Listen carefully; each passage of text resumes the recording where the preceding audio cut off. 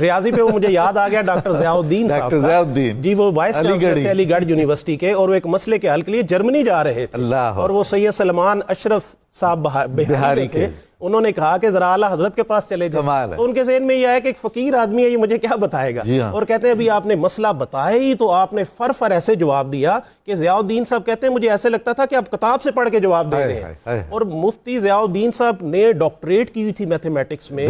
ان کو کئی تمغاجات ملے ہوئے تھے، وہ کہتے ہیں کہ اس کے بعد میں اتنا متاثر ہوا کہ انہوں نے داڑھی رکھ لی، صوم و صلات کے پابند۔ کیا بات۔ اچھا، پھر آپ نے جو سب سے پہلی کتاب لکھ دی تھی نا، وہ تو آپ نے 10 سال کی عمر میں ہی لکھ دی تھی، وہ ذو النہایہ فی اعلام الحمد والہدایہ، یہ آپ نے 10 سال کی عمر میں کتاب لکھ دی تھی، اور 14 سال کی عمر میں تو آپ کو سند فراغت آپ کے والد گرامی رئیس المتکلمین، ابھی پورے 14 سال کے نہیں تھے، تھوڑا سا 13 کم، سال، ہاں جی بالکل آپ صحیح ہے۔ تو آپ نے اسی دن ایک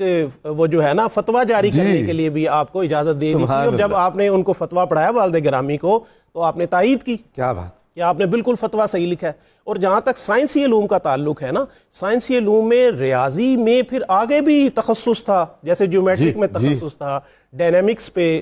تخصص تھا، آگے سائنس میں ٹوپالوجی پہ، سسمالوجی پہ، میٹرولوجی پہ، پیٹرولوجی پہ، تصوف پر، علم تعبیر الرؤیا پر، جی بالکل، نفسیات پر، مطلب کیا کریں، کدھر جائیں؟ جی بالکل۔ آپ کے وہ جو صاحبزادہ صاحب ہیں مصطفیٰ رضا خان، انہوں نے آپ کے وہ جو ملفوظات کے 4 حصوں کو ملفوظ میں اکٹھا کیا، اس میں احکام شریعت بھی ہیں، آداب طریقت بھی ہے، اور تعبیرات کا علم بھی ہے، اس میں مناقب، فضائل، سائنس، مذاکرے، اوراد و وظائف، جی اوراد و وظائف، سب کچھ آپ نے بتایا، رسول کریم صلی اللہ علیہ وسلم کے زیارت کے طریقے، کہ کون سے درود شریف پڑھیں، کس سے زیارت